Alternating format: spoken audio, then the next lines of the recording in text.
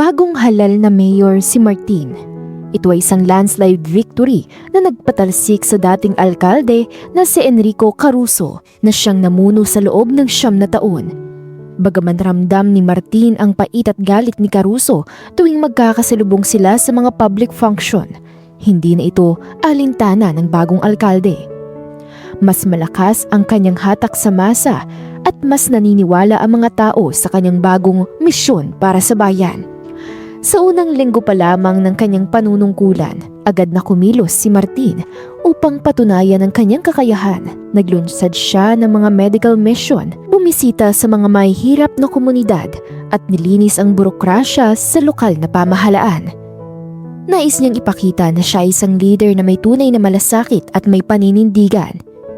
Bilang leader ng pagpapakita ng imahe ng isang ideal family man, agad niyang pinakasalan ng kanyang matagal ng kasintahan si Janice.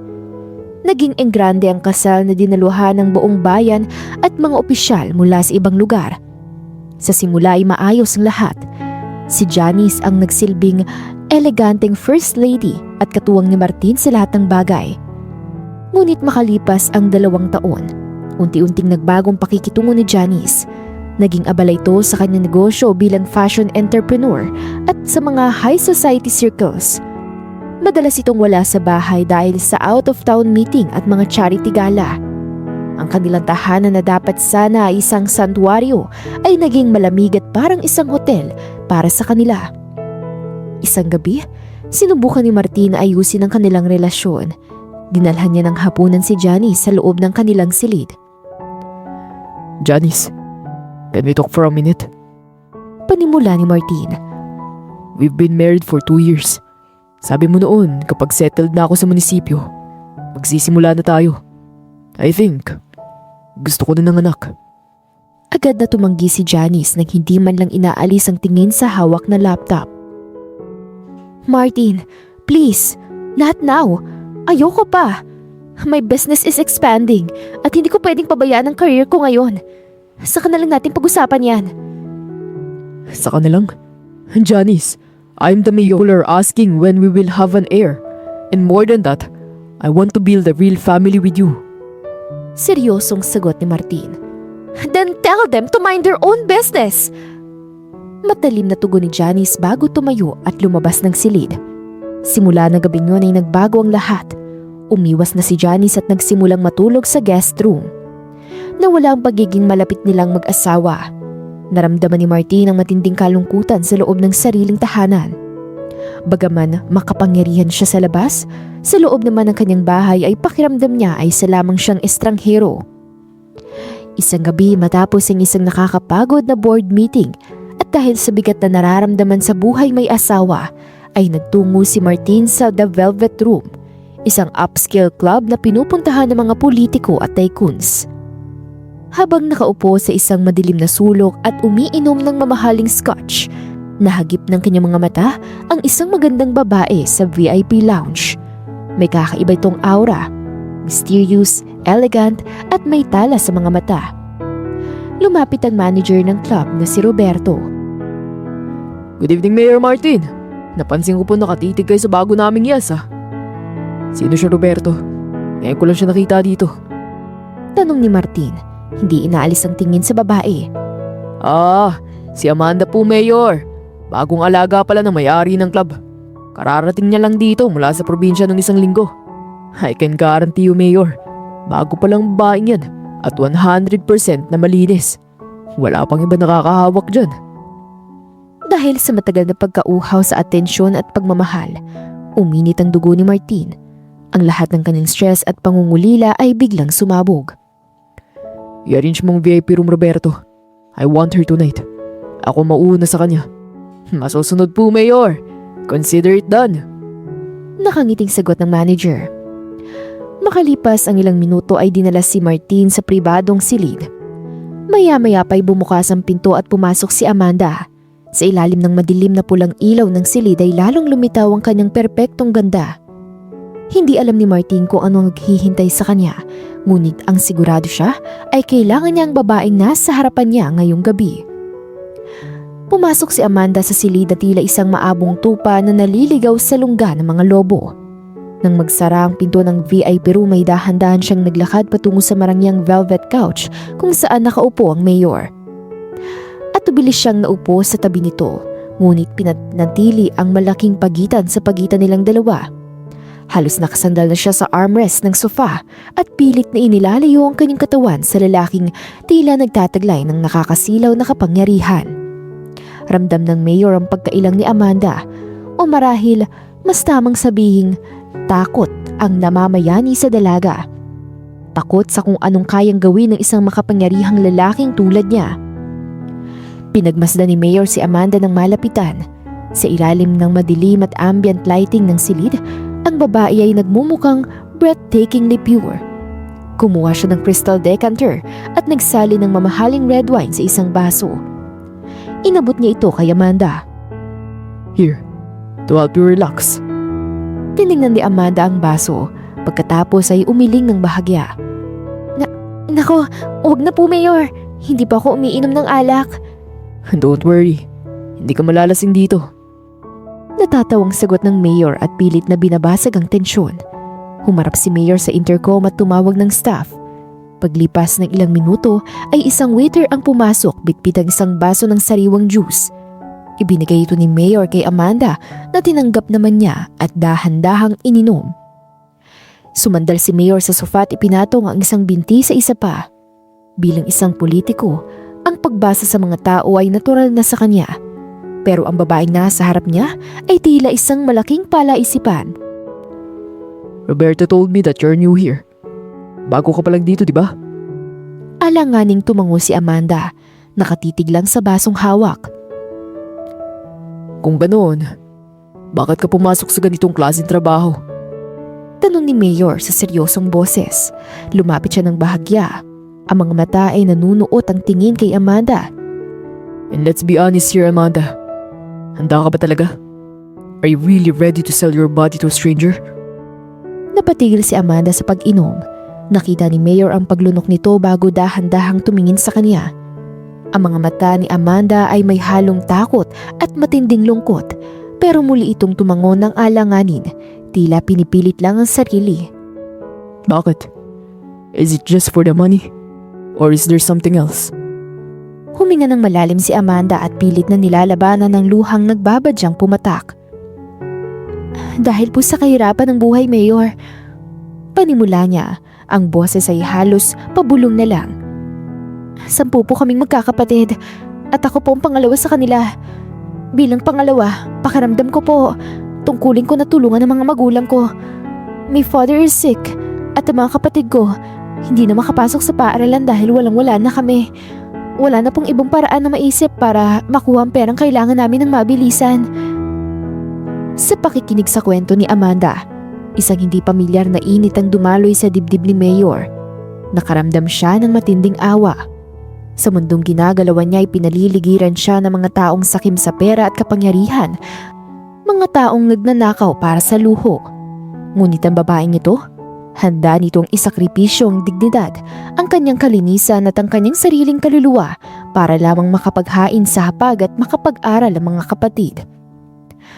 Habang pinapanood ni Mayor si Amanda na magpunas ng gilid ng mata ay lalong tumindi ang pangungulila sa kanyang sariling puso.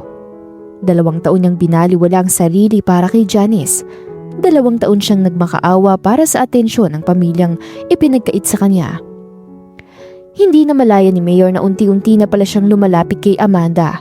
Ang alak na nasa kanyang sistema ay nagsisimula ng magsalita.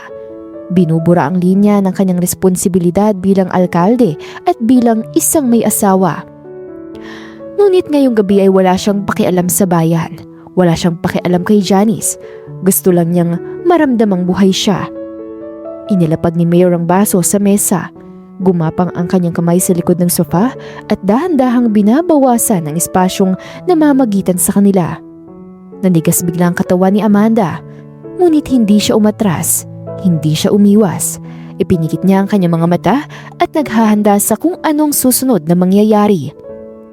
Inabot ni Mayor ang mukha ni Amanda at dahan-dahang inipit ang isang hibla ng buhok nito sa likod ng tenga. Ang balat nito ay malambot, mainit at malayo sa malamig na pakiramdam na nakukuha niya sa kanyang sariling tahanan. Amanda, Bulong ni Mayor. Ang boses ay puno ng pagnanasa. Bago pa man makasagot si Amanda ay inilapit na ni Mayor ang kanyang muka. Hindi niya agad pinuntahan ang mga labi nito. Alam niyang masyado pa itong natatakot. Sa halip ay ibinaon niya ang kanyang mukha sa leeg ni Amanda. Sinimulan niya itong halikan doon. Marahan, mapusok. Ramdam ang bawat tibok ng pulso ng dalaga. Narinig ni Mayor ang mahinang pagsinghap ni Amanda nang maramdaman ang init ng kanyang mga labi. Dahan-dahan niyang inilipat ang kanyang mga halik.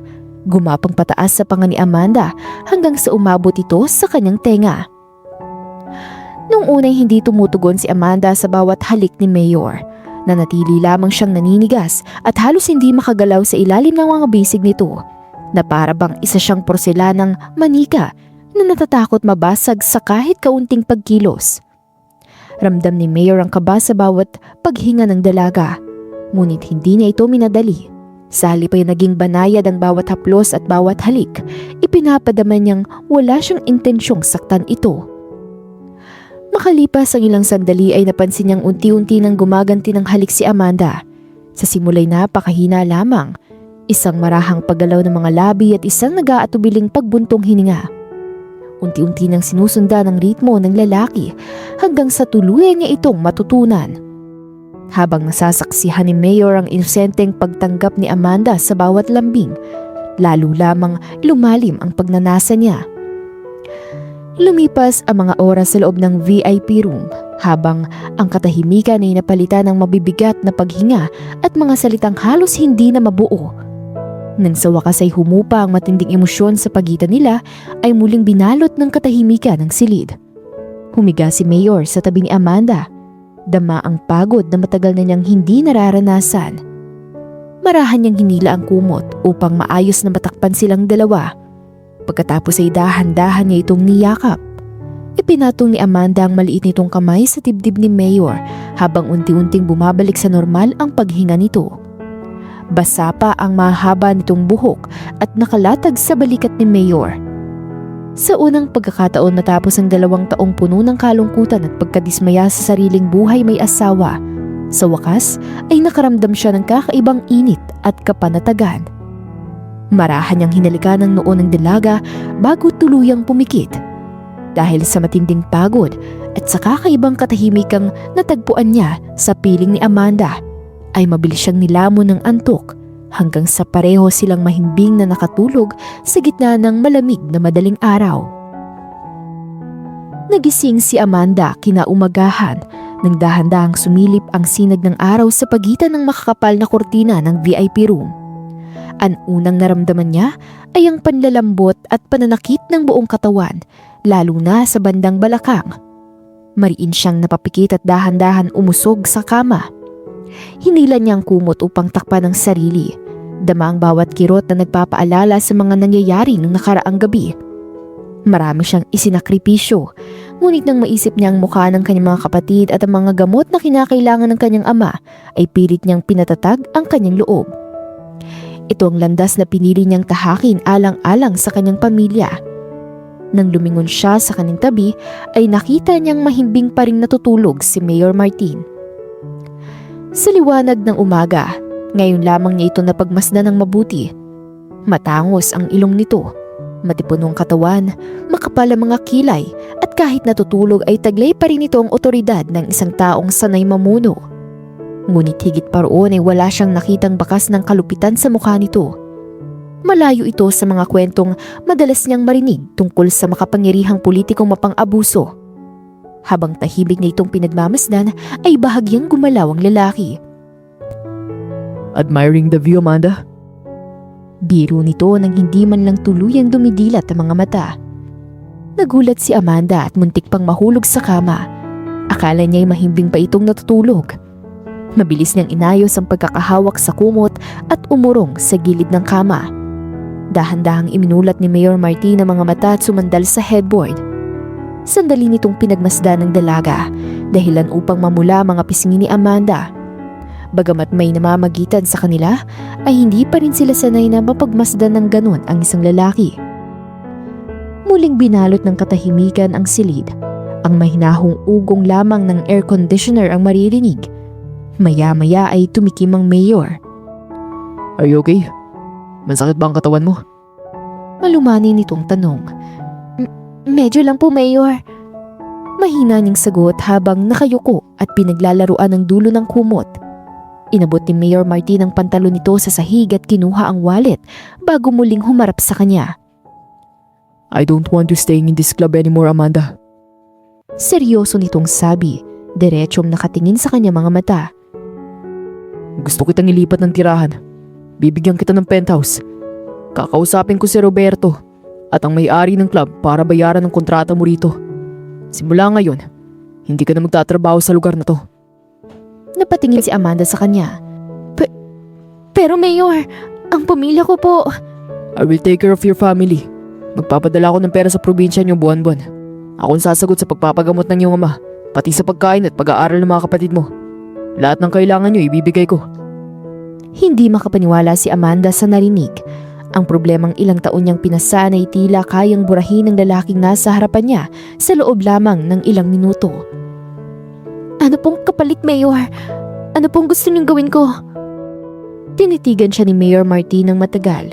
May lungkot at determinasyon sa mga mata nito. You will work for me now. Pero hindi bilang katulong o sekretarya. I want you to be my mistress, Amanda. My woman in the dark. I have a wife but our marriage is already dead. Loneliness has been killing me inside in my own house. Kagabi, sa piling mo, muli ko naramdaman na buhay pa pala ako. I want to keep that feeling. Sandali itong tumigil bago muling nagsalita. Gagawin kong lahat para sa pamilya mo. Pero kapalit nun, gusto kong sa akin ka lang. I want you to be my hidden sanctuary. Napatulala si Amanda. Isang mistress, isang lihim na babae ng isang sikat at makapangyarihang mayor.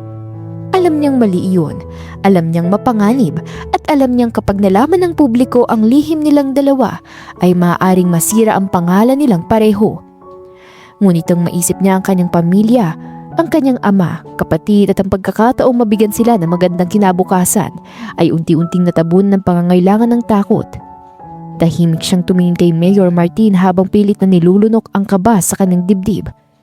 Pakiramdam niya'y nakatayo siya sa harap ng isang ginintoang kulungan at sa isang salita lamang ay maaari na siyang tuluyang pumasok doon. Ilang minuto ring nanatiling tahimik si Amanda habang nakatingin lamang kay Mayor Martin. Patuloy na umaalingaw sa isip niya ang mga salitang binitawan nito. Mistress, ibabahay siya at pangangalagaan ng kanyang pamilya. Masyadong mabilis ang lahat ng nangyayari. Noong nakarang gabi lang ay pumasok siya sa club na yon para kumita ng pera. Ngunit ngayon ay isang panibagong buhay ang inilatag sa harap niya, isang buhay na hindi niya kailanman naisip na tatahakin. Napansin marahil ni Mayor Martin ang pagkabigla niya. Muli nitong inulit ang alok habang seryosong nakatingin sa kanya. Walang bakas ng biro sa mga mata ni Mayor. Sa halip ay tila may pagsusumamo roon na parabang umaasang tatanggapin niya ang alok nito. Huminga ng malalim si Amanda upang pakalmahin ang sarili. Makalipas ang ilang sandali ay saka lamang siya nakapagsalita. Mayor Martin, oo, gusto ko maiahon sa kahirapan ng pamilya ko. Yun ang dahilan kung bakit ako napadpad sa lugar na to. Sandali siyang tumigil bago muling nagsalita. Pero hindi ko pinapangarap na manira ng pamilya. At lalong hindi ko pinangarap na maging kabit ng isang mayor o ng kahit na sino. May asawa po kayo. Kahit sabihin niyong wala na kayong maayos na pagsasama, kasal pa rin kayo sa mata ng batas at ng Diyos. Ayoko maging dahilan ng tuluyang pagkasira ng tahanan niyo. Sa halip na magalit ay dahan-dahang lumapit si Mayor Martin. Marahan itong hinawakan ang kanyang kamay. Mainit ang palad ng lalaki at sa hindi may paliwanag na dahilan, nakaramdam si Amanda ng kakaibang kapanatagan. Amanda, listen to me. Mahinahon itong sabi. You're not ruining everything. You're not ruining anything. My marriage was already broken long before I stepped into this room. Sandali itong napabuntong hininga. Ang asawa ko, matagal nang wala sa buhay ko. Kahit magkasama pa kami sa iisang bahay, hindi ko hinihiling na maging legal kitang asawa. I just need you. I need someone who can give me peace. Patuloy siyang kinumbinsi ng mayor. Isa-isang inilatag nito ang mga pangakong handa nitong tuparin. Isipin mong tatay mo, Amanda. Ang mga gamot niya, ang mga kapatid mong nangangarap makapag-aral. Hindi mo na kailangan bumalik sa club na to at makisama sa iba't ibang lalaki para lang mabuhay sila. Masumigpit ang pagkakahawak nito sa kanyang kamay. Ako lang. Sa akin ka lang. At habang nasa piling kita, sisiguraduhin kong hindi na muling magugutom ang pamilya mo. Napababa ng tingin si Amanda sa magkahawak nilang mga kamay. Unti-unting nabasag ang huli niyang depensa. Ang mga pangakong yon ang eksaktong sagot sa pinakamatinding takot na matagal na niyang kinikimkim. Ang mapilitang bumalik sa parehong buhay para lamang mabuhay ang kanyang pamilya. Kung yun ang magiging kapalit ng kanilang kinabukasan, marahan siyang tumango. Yun ang naging sagot niya. Bahagyang nanlaki ang mga mata ni Amanda nang bigla siyang yakapin ng mahigpit ni Mayor Martin. Mariing ipinalibot ng lalaki ang mga braso sa kanya habang ibinababa ang noo sa kanyang balikat. Narinig niya ang malalim nitong buntong hininga. Tila isang taong matagal nang nagdala ng mabigat na pasanin at ngayon lamang nakahinga ng maluwag. Sa unay nagulat siya, ngunit makalipas ang ilang sandali ay dahan-dahan ding humupa ang kaba sa kanyang dibdib. Bago umalis upang bumalik sa munisipyo ay iniabot ni Mayor Martin ang personal nitong calling card. Pagkatapos ay kinuha nito ang numero ni Amanda na isinulat ng dalaga sa isang pirasong papel habang nakabalot pa rin sa kumot. I have to go back to reality for a few hours. Sabi ng mayor habang isinusuot ang mamahaling tungpolo. Ngunit kahit abala sa paghahanda ay nanatili pa rin nakatuon ang tingin nito kay Amanda. Ipinaalam nitong susunduin siya paglipas ng hapon upang kausapin ng manager ng club at ayusin ang lahat ng kinakailangang usapan. Mag-iingat po kayo, Mayor. Mahina niyang sabi. Ngumiti ang lalaki. Just call me Martin when we're alone, Amanda. Pagkasabi nun ay tuluyan ng lumabas ito ng silid. Nang magsara ang pinto ay muling nabalot ng katahimikan ng buong VIP room. Tahimik na tumingin si Amanda sa bintanang pinapasok ng sikat ng araw. Pakiramdam niya ay kasabay ng pagsikat ng araw ay ang pagtatapos ng dati niyang buhay. Mula sa araw na yun ay hindi na siya ang simpleng probinsyanang nangarap lamang na maiahon ang kanyang pamilya sa kahirapan. Sa araw din yun ay naging siya ang babaeng magtatago ng pinakamalaking lihim ng makapangyarihang lalaki sa lungsod. Pagkalis ni Mayor Martin sa club, dumiretso muna siya sa bahay upang maligo at magpalit ng damit bago pumasok sa munisipyo. Ang inaasahan niyang tahimik at walang laman na bahay ay kabaliktaran ng nadatnan niya. Pagpasok niya sa kanilang silid ay naabutan niya ang kanyang asawa na si Janice na abala sa pagbibihis. Nakasuot ito ng mamahaling corporate attire, elegante at profesional ang dating, ngunit gaya ng dati ay malamig ang ekspresyon ng mukha nito. Napansin din niya ang isang malaking designer suitcase na nakabukas sa ibabaw ng kama at halos puno ng mga mamahaling damit. Tahimik niya itong pinagmasdan, umaasang lilingon man lang ito o babatiin siya. Ngunit nanatiling nakatuon ang atensyon ni Johnny sa salamin habang isinusuot ang gintong hikaw. Aalis ka? Saan ka pupunta? I have a business conference in Cebu, Martin. Malamig na sagot ni Janice nang hindi man lang lumilingon. May out-of-town conference ang company namin. 1 linggo ko ron. 1 linggo? Bahagyang kunot noong ulit ni Martin. Hindi mo man lang sinabi sa akin. You weren't errand here anyway. Walang emosyon itong sagot bago isinara ang zipper ng kanyang maleta. Hindi na bago kay Martin ang ganoong pakikitungo. Matagal na siyang nasanay sa malamig na pakikisama ng kanyang asawa, kaya hindi na rin siya nakipagtalo pa. Ano pa bang saysay ng pagtatanong kung alam niyang wala rin siyang makukuhang sagot? Ngunit ang higit na sumakit sa kanya ay ang katotohanang hindi man lang siya tinanong ni Janice kung bakit hindi siya umuwi ng nakaraang gabi. Dumating siya ng madaling araw, gusot ang suot na damit at amoy alak, isang bagay na tsak na pagmumula ng pag-aalala o pagsiselos sa isang normal na mag-asawa. Ngunit si Janice ay nanatiling walang pakialam. Para dito isa lamang siyang mayor na magandang ipagmalaki sa mga kaibigan o kasamahan sa lipunan, ngunit hindi na isang asawang minamahal. Sa sandaling yun ay tuluyan ng naglaho ang titira pang konsensya ni Martin sa nangyari sa kanila ni Amanda. Buong umaga hanggang hapon ay inasikaso niya ang mga gawain sa munisipyo, ngunit kahit nakaharap siya sa mga dokumento at pagpupulong, palaging bumabalik ang isip niya kay Amanda. Paulit-ulit niyang naaalala ang maamong mukha ng dalaga, ang mahiyain nitong ngiti, ang pangakong binitawan niya rito. Pagsapit ng 4:00 ng hapon ay dumiretso siya sa club upang sunduin si Amanda. Tahimik na sumakay ang dalaga sa likurang bahagi ng tinted na sasakyan. Halatang nahihiya pa rin ito, lalo na sa presensya ng mga bodyguard ng mayor. Hintay mo muna ako rito, Amanda. I'll handle everything. Tumango lamang ang dalaga. Diretso siyang nagtungo sa opisina ng management kung saan naghihintay ang manager na si Roberto at ang may-ari ng club na si Mr. Lim. Kapwa halatang kinakabahan ng dalawa sa pagharap sa mayor. Mayor Martin, ano pong may paglilingkod namin? Magalang na bati ni Mr. Lim sabay alok ng mamahaling sigarilyo. I won't beat around the bush, Mr. Lim. Diretsyang sabi ni Martin habang inilalapag ang isang selyadong sobre sa ibabaw ng mesa.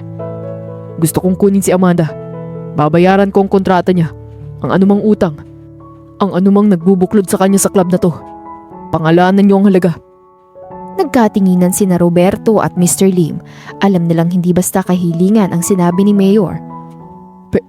Pero Mayor, bago pa lang si Amanda rito, malaki pong potential niya sa negosyo. Malamig na tumingin si Martin sa kanya. Hindi ako pumunta dito para makipagnegosasyon, Roberto. I came here to state my terms. Bahagya siyang yumuko pasulong. Starting today, Amanda is off limits. She works for me now. Naiintindihan ba ninyo? Napalunok si Mr. Lim bago agad na inabot ang sobre. Of course, Mayor. Kung yan ang kagustuhan nyo, mula sa araw na to ay malaya na si Amanda. Wala na siyang anumang obligasyon sa club. Tumango si Martin. Good. Siguraduhin yung mabuburang lahat ng records niya dito. Ayoko may makaalam na minsan siyang naging bahagi ng lugar na to. Opo, Mayor. Sabay na tugon ng dalawa. May kasiyahang lumabas si Martin sa club. Sa wakas, natupad niyang ipinangako niya kay Amanda. Pagbalik niya ng sasakyan ay bahagya siyang umiti sa dalagang naghihintay sa kanya. Everything is settled, Amanda. Malaya ka na mula ngayon. Halika na. Dadaling kita sa bago mong tirahan. Makalipas ang halos 1 oras na biyahe, sa wakas, nakarating din sina Martin at Amanda sa bahay na bagong bili ni Mayor. Ilang linggo pa lamang mula nang bilhin ni Martin ang bahay na yun. Ang original niyang plano ay gawin itong pribadong pahingahan kapag nais niyang takasan ng ingay ng politika at mga obligasyon sa munisipyo. Ngunit ngayon ay nagkaroon yun ng panibagong kahulugan. Ito nang magiging bahay ni Amanda. Maingat niyang ipinasok ang sasakyan sa saradong garahe. Mahigpit ang seguridad sa subdivision, kaya panatag siyang walang reporter o kalaban sa politika ang makakakita sa kanilang dalawa. Nandito na tayo. Mahinahon niyang sabi bago pinatay ang makina ng sasakyan. Tahimik na tumingin si Amanda sa labas ng bintana. Halatang kinakabahan pa rin ito, ngunit nang makababa sila ng sasakyan at lumapit sa unang pinto ng bahay ay unti-unting napalitan ng paghanga ang ekspresyon nito. 2 palapag ang modernong bahay. Pagbukas pa lamang ng pinto ay agad bumungad ang maluwag na sala na may mamahaling sofa, malaking telebisyon at malalaking ilaw na nagbibigay ng elegante at komportableng pakiramdam sa buong bahay. Dahan-dahang naglakad si Amanda sa loob. Tila natatakot pa itong takpan ng makintab na sahig habang pinagmamasdan ng mga painting sa dingding at ang malinis at kumpletong kusina. Martin, ang ganda! Masyadong malaki to para sa akin.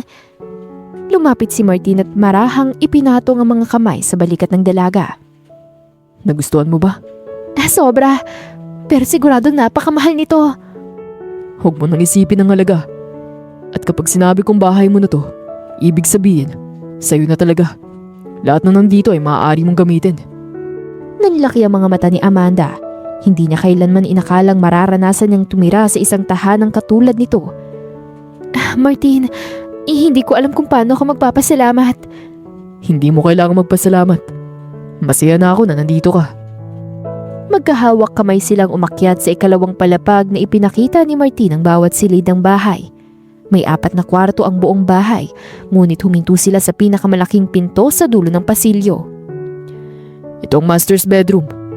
Maluwag ang silid, may malaking kama, eleganteng kasangkapan at isang balkonahe kung saan matatanaw ang kumikislap na mga ilaw sa labas. Sa labas ng bahay, Si Martin ay isang respetadong mayor na kailangan maging matatag sa harap ng lahat. Ngunit sa loob ng tahanang yun, isa lamang siyang lalaking matagal nang naghahanap ng katahimikan, pagmamahal. Marahan niyang nilapitan si Amanda at hinawakan ang mga kamay nito. Unti-unti siyang yumuko hanggang sa magtagpo ang kanilang mga noo. Thank you for trusting me. Mahina niyang bulong. Ngumiti si Amanda bago dahan-dahang yumuko sa kanya. Yumakap ito. Tinugo naman ni Martin ang yakap na yon at sa tahimik na bumabalot sa silid ay kapwa nila naramdaman ang init ng presensya ng isa't isa. Nanatili silang magkayakap ng ilang sandali, tila parehong naghahanap ng kamanatagan sa mga bawat bisig ng isa't isa. Hinaplos ni Martin ang buhok ni Amanda habang nakasandal ang dalaga sa kanyang dibdib. Ipinikit ni Amanda ang mga mata, pinakikinggan ng malakas na tibok ng puso ng lalaking pinili niyang pagkatiwalaan. Sa umpisa ay nahihiya pa talaga si Amanda kay Martin. Tuwing umuuwi ito mula sa munisipyo ay palaging may kaba sa dibdib niya. Alam niya ang tunay niyang lugar sa buhay ng lalaki. Isa lamang siyang babaeng tinatago nito. Ngunit makalipas ang isang buwang pagsasama nila sa mansyon ay unti-unti na siyang nasanay sa presensya ni Martin. Ang dating takot at panginginig sa tuwing hahawakan siya nito ay napalitan ng kakaibang kapanatagan. Sa loob ng isang buwan, natutunan na rin niya ang halos lahat ng gusto at ayaw ni Martin. Alam na niyang paborito nitong sinigang na baka na bahagyang may anghang at ang matapang nitong kape tuwing umaga na walang kahit kaunting asukal. Alam din niyang ayaw ni Martin ng maingay kapag nagbabasa ito ng mga dokumento at lalong ayaw nitong pag-usapan ng politika kapag nakahiga na sila sa kama. Isang gabi, habang magkasabay sila naghahaponan sa kitchen counter ay biglang nagsalita si Martin. Amanda, I was thinking of hiring a maid for you. Para naman may kasama ka rito kapag nasa trabaho ako. Hindi mo rin kailangan magluto at maglinis araw-araw. Wag na Martin, kaya ko naman ang lahat ng gawaing bahay. If that's what you want, basta sabihin mo lang sa akin kapag napapagod ka na, okay? Tumango lamang si Amanda bilang tugon. Makalipas ang ilang araw ay naisipan niyang mag-grocery. Kaunti na lamang laman ng refrigerator at gusto niyang ipagluto si Martin ang paborito nitong ulam. Nagsuot siya ng bestida, nagsuot ng malaking sunglasses at itinali ang mahaba niyang buhok upang hindi siya gaanong mapansin sa labas. Nagtungo siya sa isang high-end supermarket malapit sa subdivision. Weekend, kaya maraming namimili. Habang nagtutulak ng grocery cart ay paulit-ulit niyang tinitingnan ng listahan ng mga bibilhin sa kanyang cellphone. Fresh herbs, mushroom, vegetables. Mahina niyang sabi sa sarili. Sa sobrang tutok niya sa cellphone at pagmamadali ay hindi niya napansin ang isang babaeng papalikurin mula sa kabilang aisle. Malakas na nagbanggaan ang kanilang mga grocery cart. Dahil sa lakas ng pagkakasalpok ay nahulog sa sahig ang mamahaling designer handbag ng babae. Kumalat ang lipstick, compact powder, perfume at iba pang laman nito. Oh my God! Look at what you did! Mataring nitong sigaw. Nagulat si Amanda at agad na yumuko. Nako, pasensya na po, hindi ko po talaga sinasadya. Mabilis siyang lumuhod para pulutin ang mga nagkalat na gamit. Alam niyang siya ay may kasalanan kaya tahimik niyang tinanggap ang galit ng babae. Nang maibalik niya ang handbag ay maiing hinablot yon ng babae. Next time, look where you're going! Huwag kang maglakad na parang pag-aari mong buong supermarket. Mula ulo hanggang paa ay pinasadahan siya nito ng mapanghamak na tingin. Chip! Mahinang bulong pa nito bago maangas na itinulak ang sariling cart at naglakad palayo.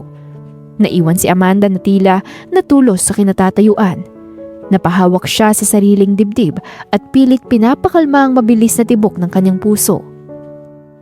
Nang tuluyang makalayo ang babae, saka lamang niya napagtanto kung sino ito. Nanlaki ang kanyang mga mata. Pamilyar ang mukha nito. Bigla niyang naalala ang relatratong nakita niya sa cellphone ni Martin ilang gabi nang nakalipas. Hiniram niya ang telepono nito para mag-set ng alarm, ngunit aksidente niyang nakita ang wallpaper.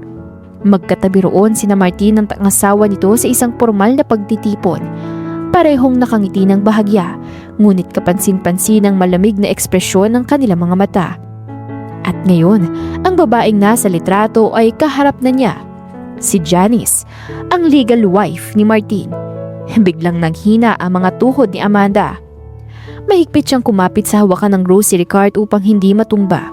Hindi na napigilang sundan ng tingin ng papalayong si Janice. Si Janice, ang legal na asawa, ang kinikilalang may bahay ni Mayor Martin Chavez. Samantalang siya, isa lamang babaeng lihim na itinatago ni Martin sa isang mansyon. Unti-unting bumalik sa isip niya ang mga salitang minsang sinabi ng lalaki. My marriage was already broken long before I step into this room. Alam niyang hindi na masaya ang pagsasama ni na Martin at Janice, ngunit iba palang pakiramdam kapag personal na niyang nakita ang asawa ng lalaking minamahal niya. Biglang sumikip ang kanyang dibdib. Kinain siya ng takot at higit sa lahat ay konsensya. Paano kung malaman niya? Paano kung muli silang magkita? Paano kung matuklasan niyang ako ang babaeng lihim na kinakasama ng sarili niyang asawa? Napapikit si Amanda at marahang huminga ng malalim.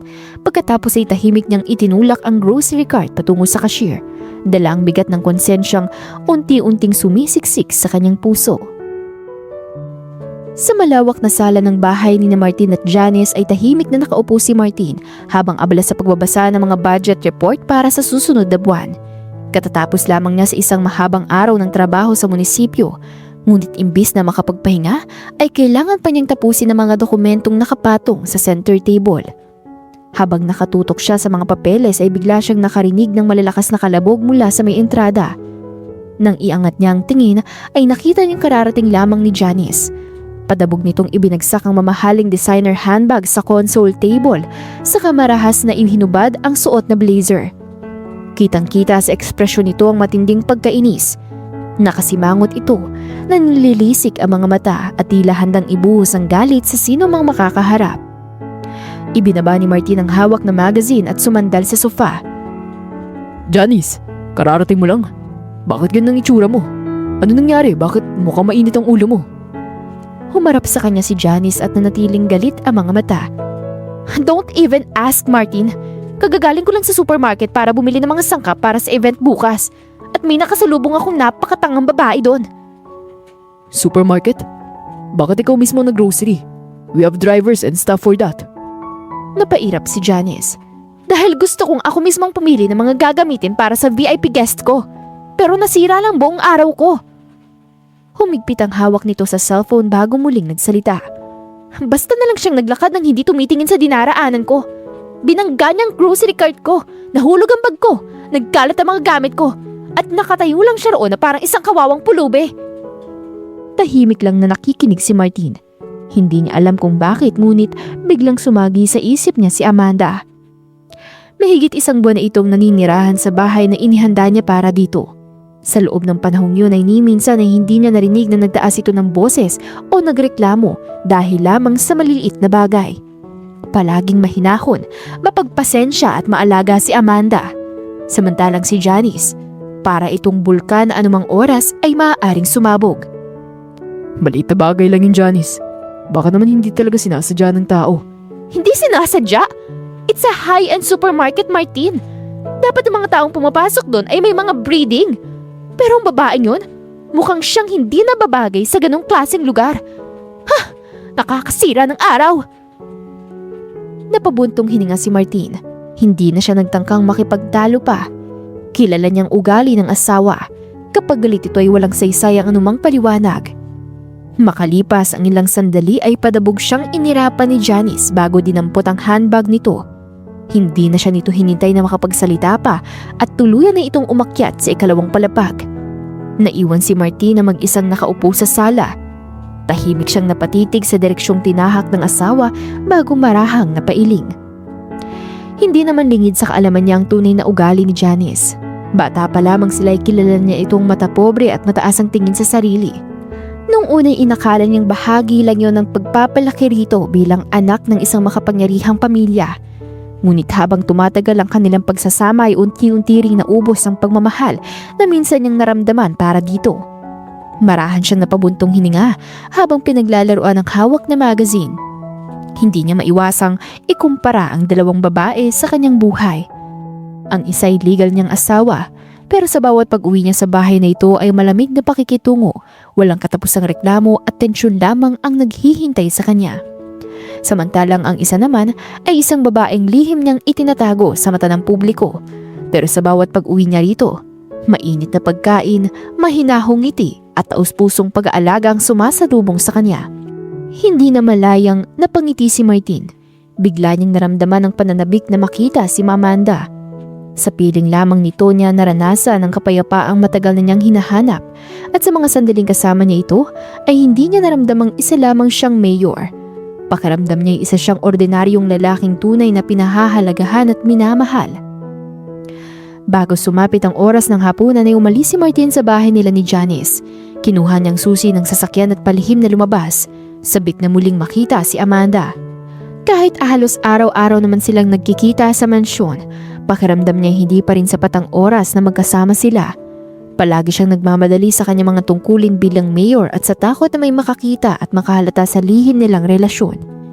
Ang bawat sandaling kasama niya si Amanda ay tila hiram na oras na anumang sandali ay maaaring mawala. Pagkaparada niya ng SUV sa garahe niya, hindi pa man niya naaabot ang kamay sa doorknob ay bumukas na agad ang pinto. Nakaharap doon si Amanda. Nakasuot ng kulay asul na bestida. Wala itong kolorete sa mukha pero ang matamis nitong ngiti ang naging pinakamagandang bahagi ng buong maghapon ni Martin. Nandito ka na pala. Saktong-sakto. Katatapos ko lang magluto ng hapunan. Amoy pa lang mula sa labas. Alam ko na masarap ang niluto mo. Marahan niyang niyakap ang babae sa bewang at hinalikan sa noo bago sila sabay na pumasok sa loob. Inihain ni Amanda ang paboritong sinigang na baka ni Martin. May tamang asim at bahagyang anghang, eksaktong-eksakto sa panlasa nito. Habang kumakain sila ay magaan lamang kanilang usapan. Nagkwentuhan sila tungkol sa mga simpleng nangyari sa maghapon, malayo sa politika, intriga at mabibigat na responsibilidad na araw-araw na pinapasan ni Martin. Kapag kasama niya si Amanda ay tila nawawala ang lahat ng pagod niya. Hindi niya kailangang magkunwari o mag-ingat sa bawat kilos. Nararamdaman niyang isa lamang siyang ordinaryong lalaki na umuuwi sa babaeng naghihintay at nagmamahal sa kanya. Gusto mo pa ng kanin? Mukhang gutom na gutom ka ngayon. Masarap kasi ang luto mo eh. Sa bahay, madalas hindi ko na halos nagagalaw ang pagkain. Kaya wag mo akong pababayaan magutom ah. Napangiti na lamang si Amanda at marahang tumango. Pagkatapos ng hapunan ay sabay silang umakyat sa ikalawang palapag. I miss you. Mahina niyang bulong. Namiss din kita, Martin. Ngumiti si Amanda bago marahang isinandal ang ulo sa balikat niya. Kinabukasan, nagising si Martin sa mabangong amoy na niluluto ni Amanda na umaabot hanggang sa silid. Ang samyo ng ginisang bawang at bagong sangag na kanin ay sapat upang gisingin ang kanyang diwa. Agad siyang bumangon at naligo. Hindi na niya pinatagal pa ang panlabik nang makita ang babaeng unti-unting naging sentro ng kanyang buhay. Matapos mag-ayos ng sarili ay lumabas siya ng silid at nagtungo sa kusina. Naabutan niya roon si Amanda na abala sa pagluluto sa harap ng kalan. Nakasuot ito ng apron at maayos na nakatali ang buhok. Nang mapansin ang kanyang pagdating, ay agad itong ngumiti. Magandang umaga, Martin. Malapit nang maluto ang almusal. Magandang umaga rin, Amanda. Anong oras ka aalis papuntang munisipyo? Sa halip na sumagot ay marahan siyang hinila ni Martin sa bewang. Napasingap si Amanda nang mapaupo siya sa kandungan ng lalaki. Kusang napakapit siya sa balikat nito, bahagyang namumula ang kanyang muka dahil sa kanilang pagiging magkalapit. Martin, baka mahuli ka sa trabaho. Marahang hinalikan ni Martin ang kanyang pisngi bago nagsalita. Okay lang. May mas mahalaga akong sasabihin. Magbabakasyon tayo bukas sa rest house namin sa Batangas. I block my schedule for the entire week. Talaga? Isang linggo tayong magkasama ron nang walang istorbo? Hindi makapaniwala ang tanong niya. Oo. Just you and me, Amanda. Walang politika. Walang trabaho. Pagkasabi nun ay mabilis niya itong hinalikan sa ilong. Gusto ko yun, Martin. Gusto ko rin makasama ka ng matagal. Ako rin, Amanda. Kaya susulitin natin ang bakasyon natin. Kinugol ni Martin ang buong maghapon sa pagpirma ng mga dokumento, pakikipagpulong sa ilang barangay captain at pagtiyak na maayos ang takbo ng lungsod habang siya'y pansamantalang mawawala. Pagsapit ng uwian ay hindi muna siya dumiretso sa bahay ni Amanda. Sa halip ay umuwi muna siya sa bahay nila ni Janice upang kunin ang mga personal niyang gamit. Pagpasok niya sa kanilang master's bedroom, inilabas niya ang maleta mula sa loob ng aparador at nagsimulang mag-impake ng mga damit. Hindi nagtagal ay pumasok si Janice sa silid upang mag-retouch ng makeup bago ang nakagawian nitong lakad sa gabi. Where are you going, Martin? Bakit nag-iimpake ka? I'm taking a leave. Magbabakasyon ako na 1 linggo sa rest house namin sa Tagaytay. Sinadya niyang magsinungaling tungkol sa lokasyon upang hindi siya matuntun. Napakunot ang noo ni Janice. 1 linggong bakasyon? Now? Sa gitna ng budget hearing sa munisipyo? Sinong kasama mo? Is this a political move or what? I'm stressed, Janice. Kailangan ko lang mapag-isa at makapag-relax. Kaya mo nang patakboy ng buhay mo nang wala ako sa 1 linggo. Sanay ka naman dun, di ba? Fine! Gawin mong gusto mo. Hindi ko pakikialaman ang buhay mo kung ayaw mong magsabi. Just make sure na walang iskandalong babalik sa pangalan ko. Nagsisisi na ako na ikaw ang minahal ko. Sana si Amanda na lang pinakasalan ko. Sabi niya sa isipan. Maagang ang umalis sina Martin at Amanda kinabukasan patungong Batangas. Habang binabagtas ang mahabang kalsada ay pinagmamasdan ni Amanda ang naglalakihang puno at magagandang tanawin sa labas ng bintana. Hindi niya mapigilang mapangiti. Sabik na sabik siyang makapagbakasyon kasama si Martin, malayo sa ingay ng lungsod at mundong puno ng responsibilidad at lihim na relasyon. Nang marating nila ang kanilang destinasyon ay halos hindi makapaniwala si Amanda sa kanyang nakita. Napakaganda ng rest house. Nakatayo ito sa mismong harap ng isang pribadong dalampasigan. Gawa ito sa mamahaling kahoy na may modernong disenyo. Malalawak ang mga salamin ng bintana na tanawang bughaw na dagat. Kumpleto rin ito sa mga kagamitan. May maluwang na sala, malaking kusina, malalambot na sofa at isang pribadong swimming pool na nakaharap sa karagatan. Hindi napigilan ni Amanda ang mamangha. Alam niyang mali ang kanyang kinilalagyan sa buhay ni Martin. Alam niyang isa lamang siyang kabit ni Martin, ngunit sa mga sandaling yun ay pinili niya munang kalimutan ang lahat. 1 linggo silang magkasama at nais niyang sulitin ang bawat araw na kasamang lalaking mahal niya. Habang papasok sila sa bahay ay pinaliwanag ni Martin na may caretaker ang rest house, isang matandang mag-asawa na matagal nang nag-aalaga sa lugar. Naabisuhan na rin ang mga ito tungkol sa kanilang pagdating bago pa sila umalis sa Maynila. Pagpasok nila sa malawak na dining area ay bumungad agad sa kanila ang isang mesa na puno ng masasarap na pagkain. Umaalingasaw ang mabangong amoy ng sariwang pagkaing dagat na bagong luto. Isang matandang babae ang lumapit sa kanila na may ngiti sa labi. Magandang tanghali po, Mayor. Ngumiti si Martin. Aling Marta, maraming salamat po sa paghahanda. Siya nga po pala si Amanda. Magandang tanghali po, Aling Marta. Welcome po. Sana'y mag-enjoy kayo rito. Masaya nilang pinagsaluhan ang tanghalian. May pinakbet, inihaw na pusit, hipon at sariwang isda na nahuli lamang ng umagang yun. Matapos kumain ay nagpahinga muna sila sandali sa terrace bago nagpasyang magtungo sa dalampasigan. Hindi nagtagal ay pareho na silang naglakad sa mabuhanging baybayin. Malinaw ang tubig at banayad ang mga alon na humahampas sa pampang. Pagsapit ng gabi ay isang sorpresa ang inihanda ni Martin para kay Amanda. Sa mismong dalampasigan nila idinaos ang kanilang hapunan. Salamat sa bulaklak, Martin. Deserve mo yan, Amanda. Gusto kong maging perpektong unang gabi natin dito. Pero bago pa man matapos ang kanilang dessert ay biglang tumayo si Martin. Lumapit siya kay Amanda at marahang inabot ang kamay nito. Napakunot ang noo ni Amanda. Anong ginagawa mo? Sa halip na sumagot ay marahan niyang ipinulupot ang isang kamay sa bewang ni Amanda habang mahigpit na hinahawakan ang palad nito. Gusto kong isayaw ang pinakamagandang babaeng kasama ko ngayong gabi. Napangiti si Amanda sa sinabi ni Martin, lalo na nang tawagin siya nitong pinakamagandang babae. Hindi niya inaasahang maririnig ang mga salitang yun mula sa isang lalaking araw-araw na napapalibutan ng mga sopistikada at mayayamang babae. Lalo na kung ikukumpara siya sa legal na asawa nitong si Janice, hindi niya inakalang sa isang tulad niya manggagaling ang espesyal na tingin ni Martin.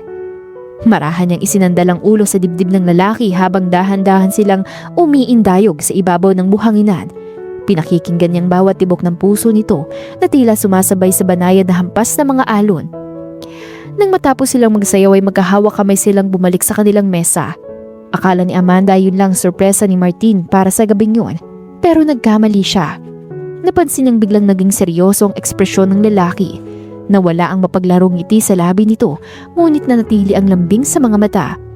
Mula sa bulsa ng pantalon nito ay dahan-dahang inilabas ang isang maliit na kahong nababalutan ng itim na pelos.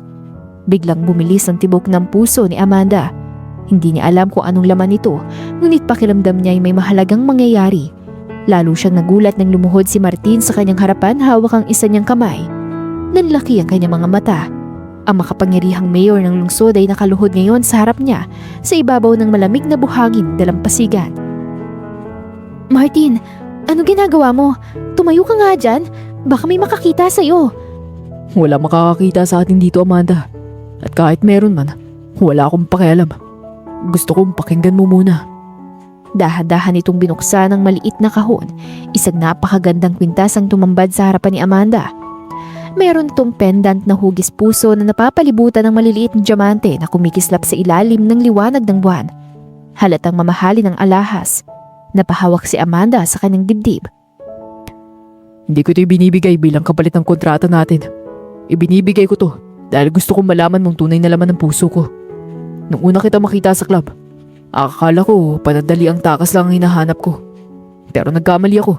Sa loob ng isang buwang pagkasama tayo, binago mong buhay ko. Binigyan mo ng liwanag ang mundong matagal nang nababalot ng dilim. Hindi napigilan ni Amanda ang pagluha. Tahimik lamang siyang nakatingin sa lalaki habang hinihintay ang mga susunod itong sasabihin. Mahal kita, Amanda. Alam kong hindi pa kita maaaring pakasalan ngayon. Alam kong maraming balakid ang haharang sa atin at mapanganib ang mundong ginagalawan ko. Pero sumusumpa ako sa harapan mo sa ilalim ng mga bituin to na ikaw lang ang babaeng tunay kong minamahal. Ikaw lang ang nagmamay-ari ng puso ko. Tuluyan ang bumagsak ang mga luha ni Amanda. Hindi yun luha ng kalungkutan, kundi luha ng labis na saya at pagmamahal. Martin, mahal din kita. Matagal na. Napabuntong hininga siya bago ipinagpatuloy ang kanyang sinasabi. Pero natatakot ako dahil lalong kung mali ang sitwasyon natin. Wala nang iba pang sinabi si Martin. Marahan itong isinuot ang kwintas sa leeg ni Amanda bago ito niyakap ng mahigpit. I don't want to hide you in the dark forever, Amanda. Deserve mong hawakan ng kamay ko sa harap ng lahat ng walang kinatatakutan. Aayusin kong lahat ng to. Ngunit bago mangyari yun, pareho nilang alam na may isang malaking balakid silang kailangang harapin.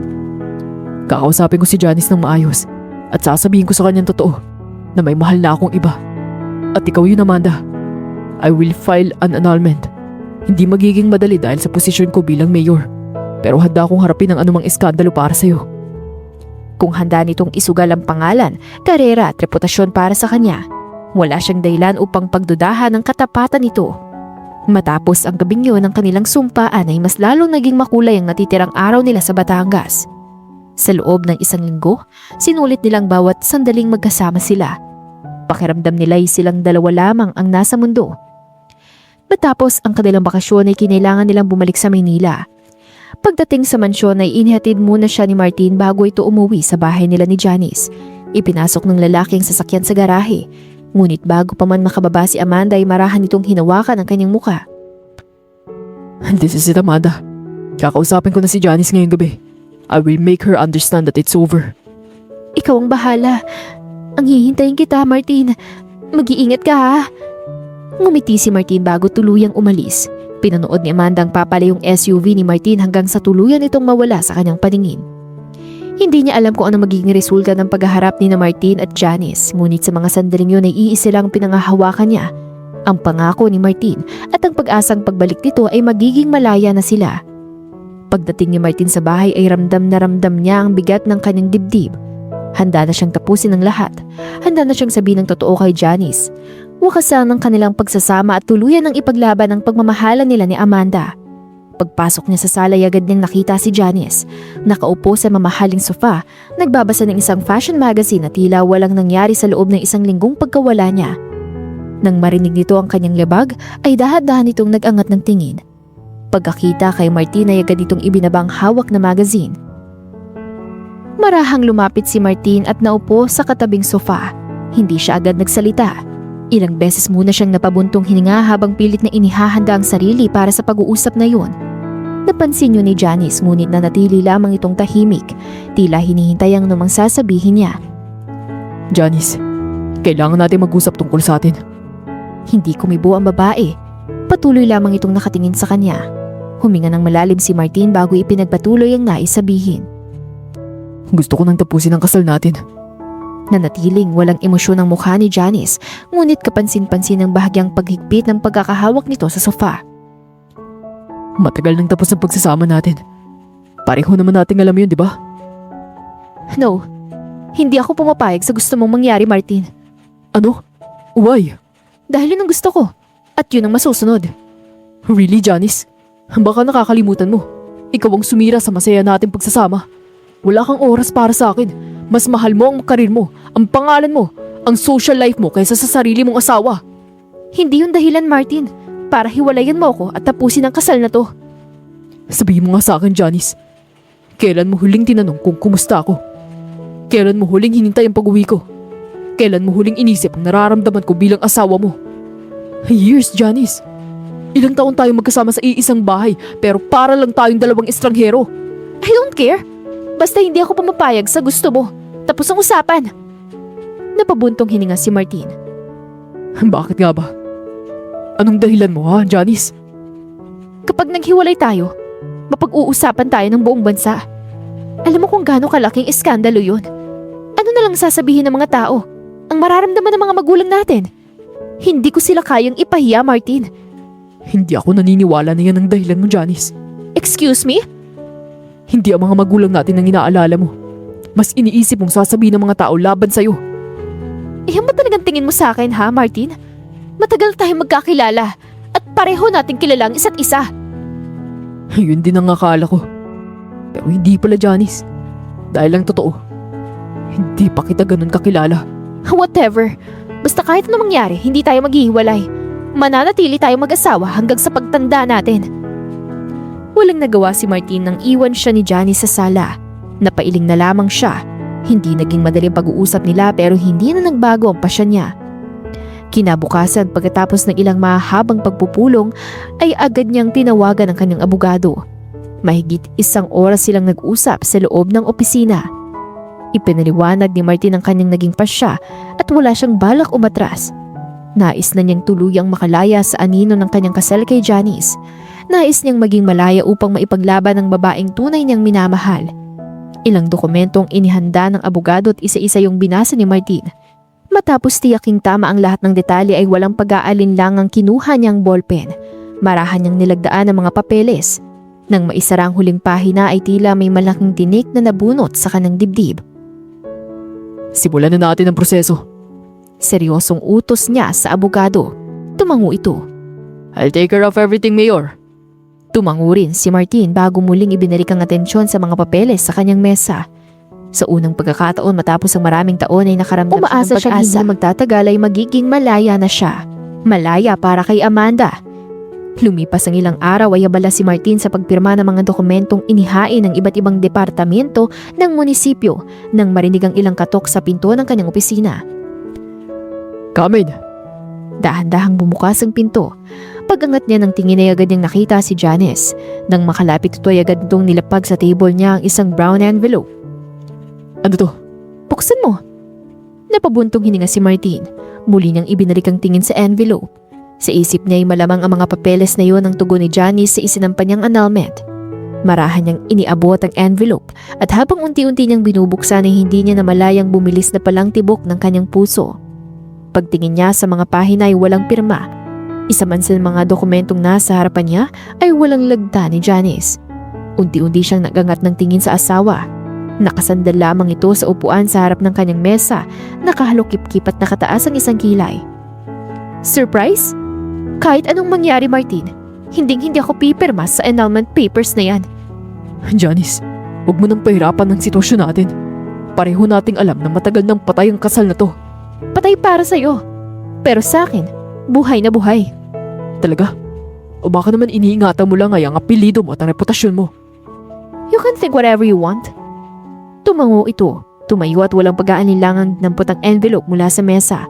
Kasunod nun ay mabilis nitong hinablot ang mga papeles mula sa kamay ni Martin. Janice! Ngunit hindi na ito nakinig. Sa harapan mismo ni Martin ay isa-isa nitong pinunit ang mga dokumento. Nagkalat sa sahig ang maliit na piraso ng papel. Hindi pa roon nagtapos ang galit ni Janice. Mariin pa nitong tinapakan ang mga punit-punit na dokumento gamit ang mataas nitong takong. Itong sagot ko sa annulment mo. At tandaan mo, Martin, habang buhay kitang magiging asawa. Pagkasabi nun ay mabilis itong kinuhang handbag at padamog na lumabas ng opisina. Naiwan si Martin na nakatitig sa mga punit-punit na papel na nagkalat sa sahig. Unti-unting kumuyom ang kanyang mga kamao. Kasunod nun ay mariinang nahampas ang ibabaw ng mesa. Damn it! Galit ng sambit. Napapikit siya habang pilit na pinapakalmang sarili. Hindi niya inaasahang magiging ganun katigas ang pagtanggi ni Janice. Akala niya'y matatanggap nito ang katotohanan. Ngunit mali siya. Mas determinado pala itong ipaglaban ang kasal nilang matagal nang walang buhay. Napabuntong hininga siya. Unti-unti niyang naalala mga pangakong binitawan niya kay Amanda. Nangako siyang palalayain niya ang sarili. Nangako siyang pakakasalan nito. Nangako siyang ipaglalaban ang kanilang pagmamahalan. Ngunit ngayon, mukhang mas mahaba pang landas na kailangan niyang tahakin. Mahigpit niyang kinuyom ang kanyang kamao. Hindi ako susuko. Kahit gaano pa katagal ang prosesong to, tutuparin kong pangako ko kay Amanda. Kinagabihan ay pagod na umuwi si Martin mula sa munisipyo. Tahimik ang buong mansyon. Hindi na siya nag-abalang hanapin pa si Janice. Agad siyang umakyat sa ikalawang palapag. Pagpasok niya sa master's bedroom ay bumungad sa kanya ang mahinang lagaslas ng tubig na nanggagaling sa banyo. Dumiretso siya sa walk-in closet para kumuha ng malinis na damit na pambahay. Habang inaabot niya ang isa sa mga polo shirt na nakasabit ay may isang puting envelope ang aksidenteng nalaglag mula sa ibabaw ng estante. Napatingin siya rito. Bahagya siyang yumuko at pinulot ang envelope. Nang mabasa ang nakasulat sa harapan nito ay napakunot bigla ang noo niya. Janice Villarreal Chavez, kasunod nun niyang pangalan ng isang kilalang ospital. Sandaling natigilan si Martin. Hindi niya ugali ang mangialam sa mga personal na gamit ng iba kahit pa sa asawa niyang si Janice. Balak na sana niyang ibalik ang envelope si pinaglalagyan nito, ngunit may kung anong nagtulak sa kanya upang muli itong tingnan. Unti-unti siyang nakaramdam ng pag-uusisa. Matapos ang ilang segundong pag-aalinlangan ay marahan ng binuksan ng envelope. Isa-isang inilabas ni Martin ang mga laman sa loob. Nang magsimulang dumaan ang kanyang mga mata sa nakasulat na medical report ay unti-unting nagbago ang ekspresyon sa kanyang mukha hanggang sa makarating siya sa pinakahuling bahagi ng resulta. Nanlaki ang kanyang mga mata at halos hindi makahinga. Muli niyang binasa ang nakasulat upang matiyak na hindi siya nagkakamali. Patient status, positive pregnancy, estimated gestational age, 2 weeks. Mahigpit niyang hinawakan ang papel. Imposible. Hindi siya makapaniwala sa nalaman. 2 linggong buntis si Janice, ngunit paano mangyayari yun kung matagal nang walang nangyayari sa kanya? Imposibleng siya ang ama ng batang dinadala nito. Sunod-sunod na tanong ang nagsimulang gumulo sa isip niya. Kung hindi siya, sino? Napatingin siya muli sa papel. Umaasa siyang mali lang ang kanyang pagkakabasa. Ngunit malinaw ang bawat salitang nakasulat. Walang duda. Buntis si Janice. Unti-unting kumuyom ang kanyang mga kamao. Hindi niya alam kung alin ang mas nangingibabaw sa kanya. Ang galit, ang pagkabigla o ang pakiramdam ng pagtataksil. Kasabay ng pag-ikot ng iba't ibang posibilidad sa kanyang isip ay ang tunog ng pagbukas ng pinto sa banyo. Lumabas si Janice. Pinupunasan ng basa nitong buhok gamit ang puting tuwalya. Natigilan ito nang makitang hawak ni Martin ang medical report. Bakit hawak mo yan? May gusto ka bang ipaliwanag sa akin? Mahigpit pa ring hinawakan ni Martin ang medical report. Baka sa kanyang mukhang matinding pagkabigla at pagkalito. Muli niyang itinaas ang dokumento. May gusto ka bang ipaliwanag sa akin? Ha, Janice?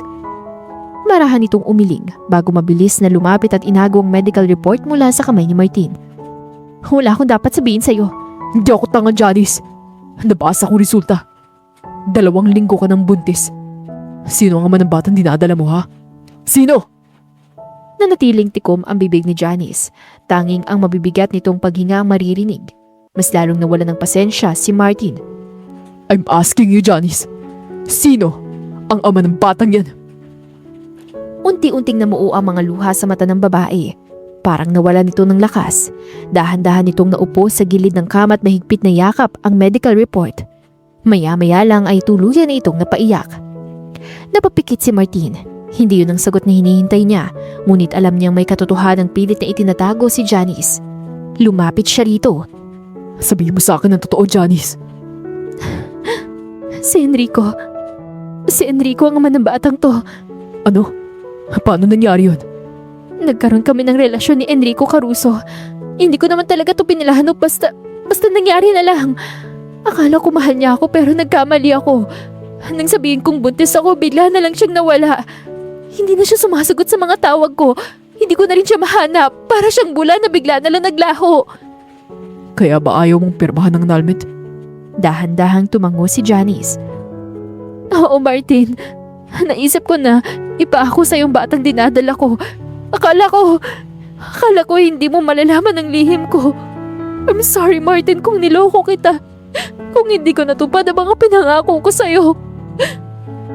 Hindi malaman ni Martin kung anong dapat niyang maramdaman matapos marinig ang buong katotohanan mula kay Janice. Sa uli ay nanaig ang kanyang puso, ang kanyang awa.